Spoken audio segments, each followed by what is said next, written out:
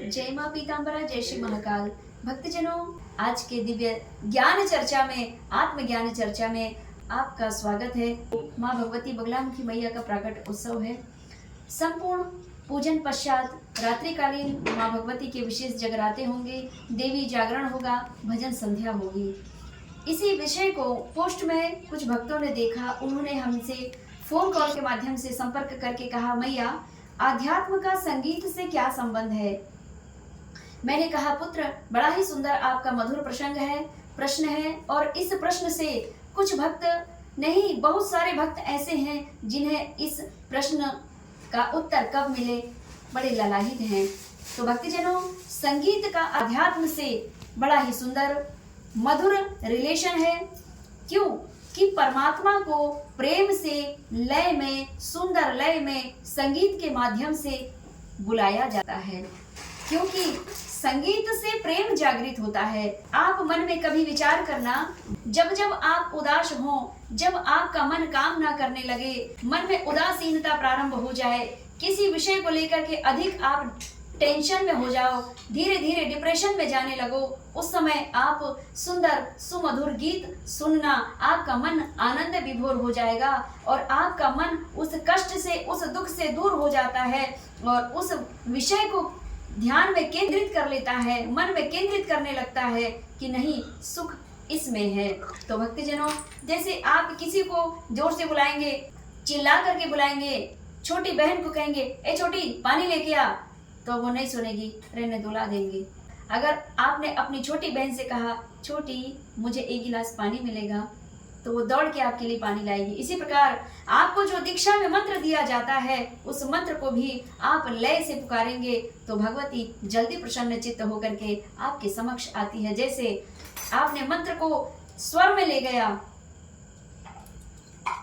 ओम ह्लीं बगलामुखी सर्व दुष्टानां वाचं मुखं पदं स्तंभे जिह्वां कीलय बुद्धि विनाशाय ह्लीं ओम नमः।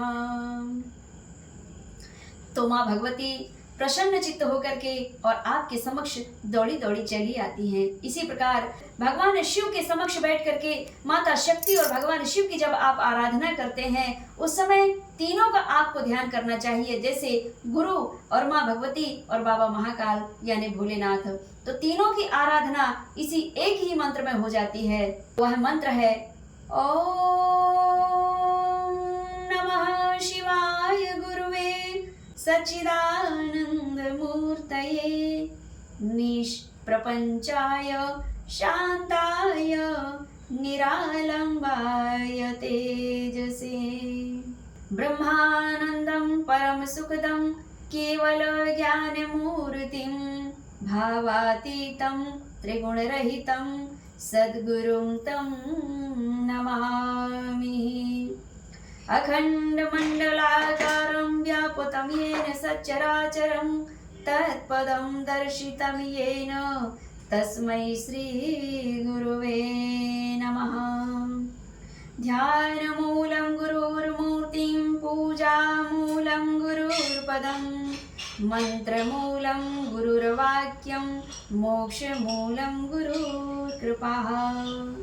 इस प्रकार से जब आप गुरु का ध्यान करते हैं, अपने इष्ट का ध्यान करते हैं और लय के साथ जब आप मंत्र बोलते हैं, तो परमात्मा भी आपके लय भरे मंत्र सुन करके वे स्वयं मंत्र मुग्ध हो जाते हैं और खिंचे खिंचे आपकी ओर चले आते हैं। संगीतमय मंत्र बोलने का मतलब होता है कि आप पतंग की डोर, पतंग माने भगवान, पतंग माने इष्ट, और उनकी डोर को आपने पकड़े हुए हैं। जितने लय से आप बुलाएंगे, यानी कि जैसे मंत्र की ध्वनि चलेगी, तो वह पतंग के धागे के समान आपकी मंत्र की तरंगे इष्ट तक पहुंचती हैं और वे इष्ट जैसे ही सुनते हैं कि भक्त मुझे पुकार रहा है, तो वह धागे के सहारे से, आपके मंत्र के सहारे से दौड़े खींचे चले आते हैं। जितना आप जाप करेंगे, जितना मंत्र जाप करेंगे, उतना ही परमात्मा धागे के साथ आपके ओर खींचे चले आते हैं। इसीलिए भगवान को संगीत के माध्यम से भी बुलाया जाता है। तो माता रानी का प्रकट उत्सव दिवस है। इसमें भजन संध्या जब होगी तो माता रानी के भक्त झूम झूम करके माता रानी का आह्वान करेंगे और भजन के माध्यम से माता रानी को प्रसन्न चित्त करने का प्रयास करना है। इसीलिए सभी नर नारी भक्तों से मेरा निवेदन है कि माँ भगवती शक्ति सिद्धपीठ जिला सिवनी में 16 मई 2024 को माता रानी का प्राकट्य उत्सव दिवस मनाया जा रहा है। आप सभी आमंत्रित हैं, आप आइए, आपका स्वागत है, अभिनंदन है। जय मां पीताम्बरा, जय श्री महाकाल।